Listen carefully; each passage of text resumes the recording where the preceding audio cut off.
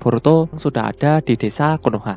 Amado, Sai, dan Katasuke sedang membicarakan Momoshiki dan presentase data yang dikompresi dan bagaimana Boruto sekarang menjadi Otsutsuki yang lengkap atau sempurna. Boruto kemudian menjelaskan bahwa data Momoshiki sudah dikompresi, tetapi intinya adalah presentase yang tersisa digunakan dengan cara yang sangat terampil.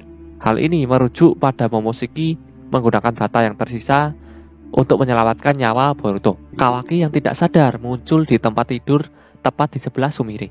Shikamaru, Ibiki, Naruto di sekelilingnya mengawasi. Shikamaru mengatakan, tidak masalah. Masalahnya adalah aku tidak berpikir kita dapat secara fisik membatasi atau mengikatnya sekarang. Hal ini mengacu pada Kawaki. Sumire tampak khawatir. Sumire mengatakan, kuharap ini hanya imajinasiku yang terus melayang. Tapi sepertinya kau terlalu khawatir. Sumire mempertanyakan mengapa mereka membeli Kawaki untuknya dan bukan Amado. Saat Shikamaru sedang menuju keluar untuk menghadapi Amado, Sasuke muncul untuk pertama kalinya sejak kepergiannya. Dia telah menyelidiki Code. Dia datang ke Shikamaru dengan intel penting tentang tempat persembunyian Code. Sasuke mengatakan, aku punya sesuatu untuk dilaporkan. Jadi Sasuke mulai berbicara dengan Shikamaru tentang penemuannya. Sementara itu di tempat Daimon, Eida, dan Code, Daimon sudah terbangun dan dalam posisi menunggang kuda di atas Code. Eida berbicara tentang dia dan kemitraan Code yang hanya berfungsi jika dia mendapatkan Kawaki dan dia membantunya mempertahankan kekuatannya. Hal ini memacu pada mengangkat pembatasnya. Kemudian adegan berubah lagi ke tanda Shikamaru. Dia berjalan sendirian ke ruang kantor Amado. Saat berbicara dengan Amado, dia bertanya-tanya apakah dia benar dengan asumsi bahwa reinkarnasi Momoshiki tidak akan terjadi lagi. Shikamaru meraih baju Amado penuh kemarahan dan frustasi. Amado terkejut dan mengatakan, ada apa ini? Tiba-tiba Amado terkejut dengan itu. Lalu adegan berubah ke Mitsuki, Sarada, dan Boruto. Sarada dekat dengan Boruto, mencoba menyelidiki tandanya. 10 ekor disebutkan oleh Mitsuki mengacu pada Boruto yang sekarang menjadi 11. Otsutsuki yang matang dan bagaimana Boruto sekarang akan ditargetkan oleh Code membuatnya menjadi buah yang sempurna untuk ekor 10 atau Jubi. Jubi disebutkan oleh Mitsuki. Saat mereka berbicara tentang Boruto dan Code, Sasuke muncul dan mengatakan, Sarada benar. Mereka terlihat senang melihat Sasuke lagi. Bahkan Sarada berteriak memanggil ayahnya. Sasuke memberitahu tim 7 tentang Code, musuh mereka yang tidak boleh diremehkan, dan siapa target nyata berikutnya. Hal ini mengacu pada Boruto. Adegan kemudian beralih kembali ke Shikamaru dan Amado. Shikamaru mempertanyakan Amado tentang mengapa dia mengkonfigurasi ulang karma Kawaki dan melakukan prosedur tersebut tanpa persetujuan dari Naruto dan yang lainnya. Amado menjawab kembali dengan mengatakan bahwa setidaknya sekarang dia memiliki kekuatan untuk melindungi Naruto dan mengalahkan musuh-musuhnya. Adegan berubah menjadi awan ketegangan antara Amado dan Shikamaru yang berada dalam percakapan tatap muka yang panas. Saat Shikamaru dan Amado sedang melakukan percakapan, Code muncul dari tanda yang diletakkan di leher Shikamaru sepenuhnya. Hal ini mengejutkan Shikamaru dan Amado. Dengan gemetar, Amado memanggil nama Code dengan putus asa. Code mengatakan, sudah lama, Amado. Code berkata sambil menuntut Amado untuk mengangkat pembatasnya sehingga dia bisa mendapatkan kembali kekuatan penuhnya. Amado tampak ketakutan dan bingung tentang Code yang ada di depannya. Amado mengatakan, dalam sekejap mata, para shinobi akan merasakan kehadiranmu dan mereka akan berada di sini dalam sekejap. Kata Amado mengacu pada tim sensor Konoha. Adegan berubah ke Ino dan divisi sensor yang segera merasakan bahwa cakra baru telah memasuki desa secara tiba-tiba tanpa pemberitahuan. Ino mengatakan cakra ini tidak mungkin.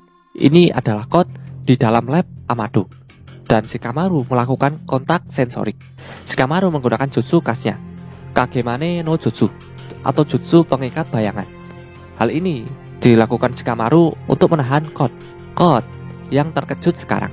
Peti mati tiba-tiba terbuka dan Delta yang diciptakan kembali atau dikonfigurasi ulang keluar. Dia sekarang memiliki simbol di dahinya, mengingatkan pada simbol Konoha. Delta baru dan yang dikonfigurasi ulang ini memiliki pakaian yang sama dengan Delta sebelumnya, tetapi tanpa jati diri. Code dalam keadaan terkejut mengatakan, "Delta?" Shikamaru kemudian menyebutkan bahwa Delta baru dan yang dikonfigurasi ulang ini diciptakan sebagai kekuatan untuk melindungi desa Konoha. Shikamaru kemudian menginstruksikan Delta bahwa Code adalah musuh Konoha. Lalu Delta menendang Code yang menahannya dengan kaki terentang. Code dibuat kembali dengan kejutan dan kejutan. Code masih ditahan oleh Delta, tetapi berhasil menempatkan tanda cakar di dinding di sampingnya. Shikamaru mencoba untuk menghentikannya, tapi sudah terlambat. Sebuah tangan terulur dari tanda cakar dan kemudian Eida masuk ke dalam pertempuran yang sudah intens ini. Amado sangat ketakutan. Dengan gagap menyebutkan nama Eida. Amado terkejut dengan Eida yang tiba-tiba berada di ruangannya dan ternyata masih hidup. Amado merinding ketakutan. Shikamaru bingung dengan tingkah Amado. Shikamaru bertanya-tanya mengenai siapa sebenarnya Eida ini. Delta tidak tahu siapa Eida. Tapi jika Eida berpihak pada Code, maka Delta akan membereskan mereka berdua. Delta pun menyerang Eida dengan tendangan. Namun secara mengejutkan, tendangan Delta tiba-tiba berhenti tepat di depan kepala Eida.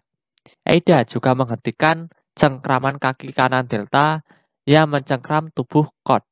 Shikamaru terkejut dan menanyakan kepada Delta mengenai apa yang Delta lakukan. Delta sendiri juga ingin tahu ada apa sebenarnya. Shikamaru masih tidak paham dengan Eida. Shikamaru pun mengatakan situasi darurat kepada Ino melalui jutsu telepati dan butuh bantuan.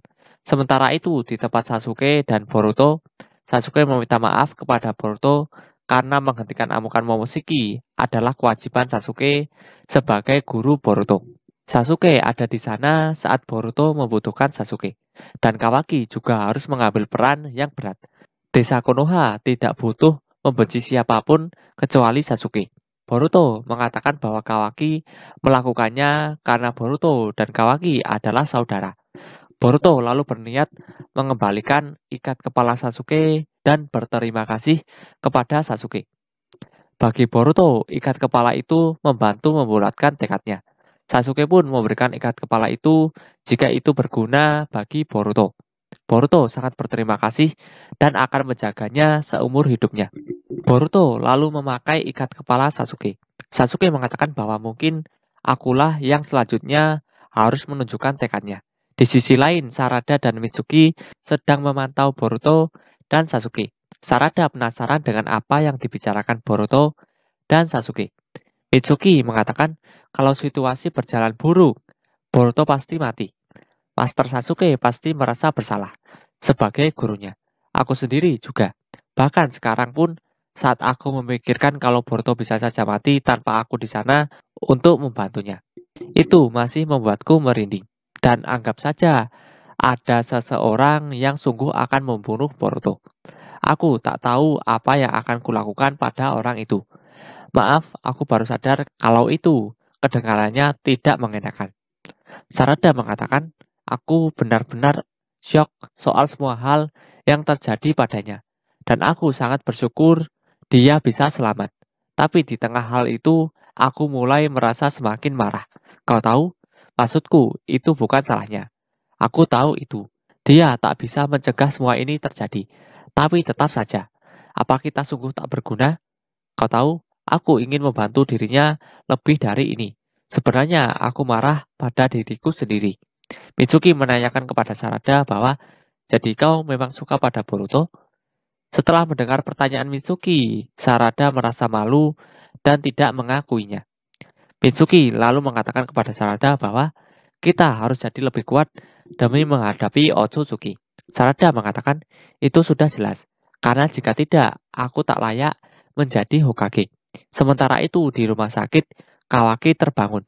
Sumire berdiri di sampingnya dan Naruto duduk di depannya.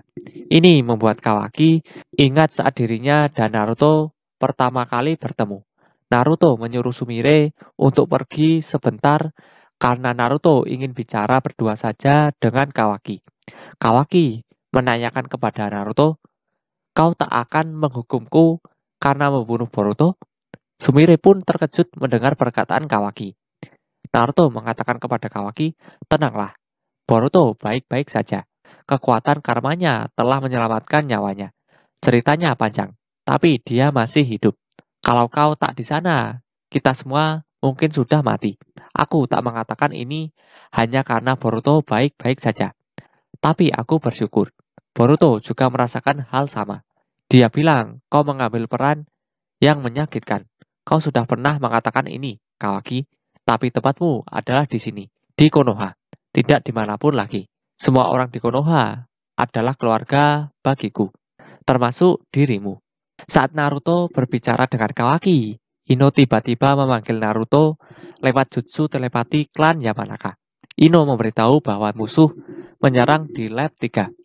Code dan satu orang lagi yang identitasnya tidak diketahui. Informasi ini juga didengar oleh Sasuke. Sasuke pun bergegas untuk menuju ke sana. Sasuke juga memberitahu Boruto dan mengajaknya. Sementara Naruto berpamitan kepada Sumire dan Kawaki kalau dirinya ada urusan penting. Sumire pun menanyakan keadaan Boruto kepada Naruto. Naruto sendiri mengatakan bahwa Boruto sehat seperti biasa dan tak perlu cemas. Kawaki melihat karma di telapak tangan kirinya dan mata kirinya pun berubah. Sementara itu di lab 3, Shikamaru menggunakan jutsu bayangannya kepada Eida. Eida pun terkejut kalau Shikamaru bisa menyerangnya. Itu karena jutsu Shikamaru tidak melukai Eida secara langsung. Eida tidak bisa bergerak karena jutsu bayangan Shikamaru ini. Namun Shikamaru merasa pusing dan demam aneh. Shikamaru berpikir kalau dirinya dan Delta telah terperangkap dengan semacam jutsu. Shikamaru ingin berbicara dengan Amado tanpa diketahui musuh. Shikamaru pun menyuruh Ino untuk menghubungkan dirinya dan Amado menggunakan jutsu telepati klan Yamanaka. Shikamaru menanyakan kepada Amado mengenai siapa musuh yang dihadapinya, serangan apa yang dia lakukan, dan bagaimana cara membalasnya. Amado mengatakan bahwa namanya Eida. Intinya, kita semua di sini saat ini adalah tahanannya. Kedengarannya memang konyol, tapi itu kenyataannya. Dia memantrai kita di tingkat insting bawah sadar. Walau apapun gendermu, kau, Delta, aku tak akan bisa lepas dari kemauannya itu. Shikamaru menanyakan, bagaimana bisa?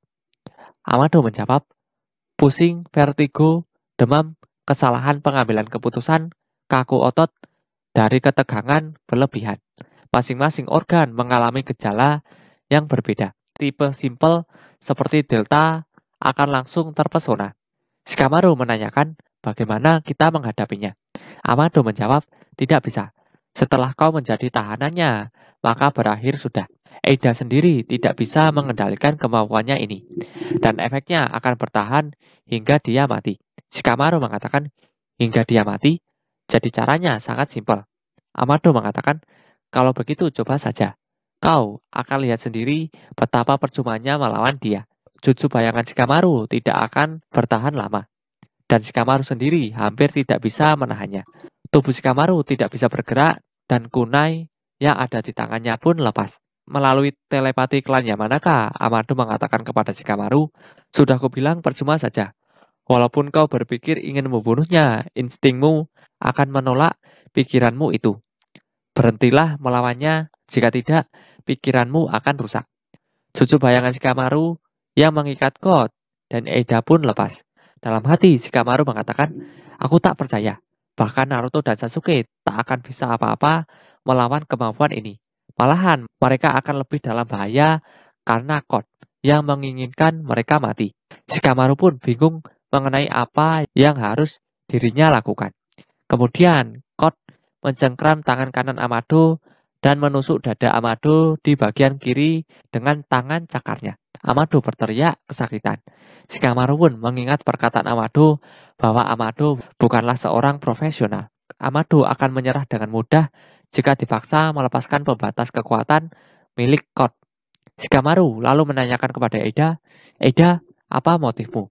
Kenapa kau membantu Kot? Apa kau punya dendam dengan Konoha? Eida menjawab, tidak juga. Motif Kot itu khusus bagi dirinya saja. Aku sama sekali tak peduli dengannya. Shikamaru menanyakan, lalu kenapa? Kenapa bekerja sama dengannya? Eida mengatakan, ya aku tak punya alasan merahasiakannya. Jadi aku tak keberatan mengatakannya padamu, karena kau gampang diajak bicara. Jadi kau tahu, aku menyukai Kawaki. Shikamaru dan Amado terkejut mendengarnya. Eida merasa malu dan mengatakan, aku hanya meminta bantuan Kot soal itu. Sebagai balasannya, aku membantunya mendapatkan kekuatannya kembali. Shikamaru akhirnya mengerti dan berterima kasih kepada Eida karena sudah memberitahunya. Shikamaru lalu mengatakan kepada Ino bahwa situasi berubah dan Shikamaru mengganti rencana. Shikamaru meminta Ino untuk mengubah kode kunci pintu kamar tempat Shikamaru dan lainnya berada sekarang. Hal ini bertujuan agar Naruto dan lainnya tidak masuk, karena musuh memiliki kemampuan yang menyulitkan. Shikamaru meminta Ino untuk menahan mereka yang akan membantu Shikamaru. Shikamaru mempunyai tawaran kepada Eida. Shikamaru mengatakan kepada Eida, maukah kau berpindah ke Konoha? Pikirkanlah. Aku percaya kita bisa saling membantu. Dan setelah itu, kau bisa mengatakan kepada Kawaki perasaanmu atau apapun juga maumu. Eida pun terdiam. Perkataan Shikamaru ini membuat Kot dan Amado kebingungan. Eida menanyakan kepada Shikamaru mengenai tawaran Shikamaru yang menyuruh Eida pindah ke Konoha. Shikamaru mengatakan bahwa itu yang terbaik kalau Eida ingin lebih dekat dengan Kawaki. Eida kemudian mengaktifkan kekuatan matanya. Kot khawatir jika Eida meninggalkannya. Sementara Shikamaru terkejut dengan kekuatan mata Eida dan bertanya-tanya mengenai apa yang dilakukan Eida. Sementara itu, Naruto berusaha masuk ke ruangan Amado, Shikamaru, dan lainnya berada. Namun pintunya tidak bisa terbuka. Kemudian melalui jutsu telepati Ino, Shikamaru menjelaskan kepada Naruto tentang situasi yang terjadi. Juga alasan Naruto kenapa tidak boleh masuk ke ruangan itu adalah untuk melindungi Naruto dari jutsu musuh yaitu Eida. Shikamaru juga meminta kepada Naruto untuk tidak menghancurkan sistem kunci dan memaksa masuk ke ruangan Shikamaru berada. Tak lama kemudian Sasuke dan Boruto tiba dan menemui Naruto. Sementara itu, ternyata Eida mengetahui semuanya, termasuk Shikamaru yang menyuruh Ino mengunci pintunya supaya Naruto dan lainnya terlindungi dari jutsu Eida. Shikamaru terkejut dan akhirnya dia tahu mengenai kekuatan mata Eida.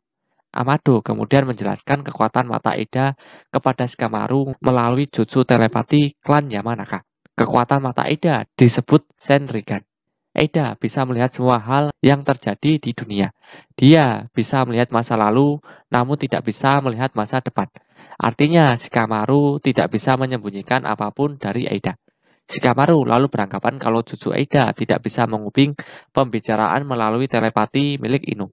Pasti Eida tidak bisa melihat jauh ke dalam lubuk hati. Eida menjelaskan kepada Shikamaru bahwa dirinya tidak ada sebab yang kuat untuk memusuhi Konoha. Shikamaru awalnya tidak menganggap Eida sebagai musuh, tapi karena Eida membantu Kot, Eida dianggap sebagai musuh Konoha. Shikamaru lalu menawarkan Eida sekali lagi. Pihak mana yang lebih baik Eida pilih? Konoha atau Kot? Sementara itu di tempat Kawaki dan Sumire, Sumire membicarakan kepada Kawaki mengenai Boruto yang diserang Kawaki. Sumire yakin kalau Kawaki terpaksa untuk mengambil keputusan yang sulit. Kawaki lalu menjelaskan bahwa Amado memulihkan karma Kawaki tanpa izin Kawaki. Kawaki rasa Amado melakukan itu saat memperbaiki tangan kanan Kawaki. Karena itu prosesnya lama. Tapi kembalinya kekuatan karma adalah hal yang juga Kawaki inginkan. Jika tidak ada karma itu, mungkin Hokage ke-7 sudah mati. Ini adalah pertama kali Kawaki bersyukur memiliki kekuatan karma dari lubuk hati yang terdalam. Sumire lalu mengatakan kepada Kawaki bahwa Sumire merasa alasan kenapa Amado mengembalikan karma Kawaki adalah demi tujuan pribadinya Amado sendiri. Sementara itu, Kot memaksa Amado melepaskan pembatas kekuatan milik Kot. Kot pun menusuk dada Amado lebih dalam lagi. Amado merasa sangat kesakitan dan mengatakan kepada Shikamaru kalau dirinya tidak bisa bertahan lebih lama lagi. Shikamaru menyuruh Amado untuk bertahan karena Code tidak mungkin membunuh Amado jika pembatas kekuatannya belum dilepaskan. Sebaliknya, jika pembatas kekuatan Code sudah dilepaskan, maka Amado sudah tidak dibutuhkan dan pasti Amado akan dibunuh. Amado merasa bahwa dirinya akan mati karena syok duluan. Shikamaru pun kebingungan dengan apa yang harus mereka lakukan. Kemudian secara tiba-tiba, Eida menyuruh Code untuk mundur karena Kawaki akan segera datang. Shikamaru berpikir kalau Kawaki mungkin berencana masuk lewat ventilasi dengan mengecilkan tubuhnya menggunakan kekuatan Sukuna Hikona. Ternyata dugaan Shikamaru benar, dan Kawaki sedang dalam perjalanan. Shikamaru beranggapan bahwa alasan mereka ingin mundur karena Kawaki juga bisa menetralkan bekas cakar Code. Jadi mereka takut jalur kabur mereka terputus. Amado lalu mengatakan kepada Shikamaru bahwa alasan mereka bukan hanya itu. Ada batasan orang yang tidak bisa tergoda oleh Eida. Salah satunya adalah keluarga sedarah dan Otsutsuki. Shikamaru pun agak kesal dengan Amado karena tidak mengatakan info sepenting itu dari tadi. Amado mengatakan kepada Shikamaru bahwa jika aku katakan, kau pasti akan langsung memanggil Kawaki ke sini, bukan? Untuk melawan mereka. Shikamaru mengatakan kepada Amado, memang apa salahnya? Bukankah itu tindakan terbaik di situasi saat ini? Amado mengatakan, yang benar saja, aku tak boleh membiarkan Kawaki sampai mati. Dia saat ini sudah hampir mati dan itu tanpa Eida. Maaf, tapi aku tak akan membiarkan kau membahayakannya lagi. Keberadaan Kawaki pasti sudah sangat menyulitkanmu. Aku tak salahkan dirimu. Dari awal dia memang bibit masalah untuk Konoha. Dan sekarang bahkan Hokage pun tak bisa lagi mengawasi kekuatannya. Jika aku ada di posisimu, aku pasti akan berpikir kalau yang termudah adalah jika Code atau keduanya mati saat saling bertarung. Code dan Eida berencana untuk kabur. Biarkan saja. Jangan halangi mereka hingga Kawaki tiba di sini. Kalian akan dapat kesempatan lain untuk mengalahkan mereka. Tak ada salahnya memberi waktu bagi Boruto dan Kawaki untuk jadi lebih kuat. Kemudian Amado dipindahkan ke tempat lain oleh Code menggunakan jutsu istimewanya. Code sebenarnya tidak ingin membawa Amado ke tempat persembunyiannya. Eida dan Code bergegas untuk kabur sebelum Kawaki datang. Shikamaru sendiri sudah tidak bisa menahan jutsu pengikat bayangannya lebih lama lagi. Shikamaru lalu mengatakan kepada Eida dan Code bahwa, ayolah, apa salahnya bertemu dengan Kawaki? Kenapa kalian malu-malu? Kemudian Eida menyuruh Delta untuk menyerang Shikamaru. Setelah menghindar dari serangan Delta, Shikamaru berusaha menyadarkan Delta. Eida pun berpamitan kepada Shikamaru dan berterima kasih atas tawaran menarik Shikamaru. Eida juga berterima kasih kepada Delta karena sudah membantunya. Sebelum pergi, Code mengatakan kepada Shikamaru bahwa Code sudah menambahkan Shikamaru ke dalam daftar balas dendam. Shikamaru pun menyuruh Code untuk cepat pergi dan jangan pernah memperlihatkan wajahnya lagi. Tak lama kemudian, Kawaki pun tiba. Setelah Kawaki tiba, Shikamaru menyuruh Kawaki untuk menghancurkan bekas cakar Code menggunakan Sukuna Hikona, agar Code tidak bisa menyusup lagi. Kawaki menanyakan keberadaan Amado kepada Shikamaru, karena Kawaki harus menanyakan sesuatu pada Amado. Shikamaru mengatakan kepada Kawaki bahwa Amado mungkin saja sudah mati.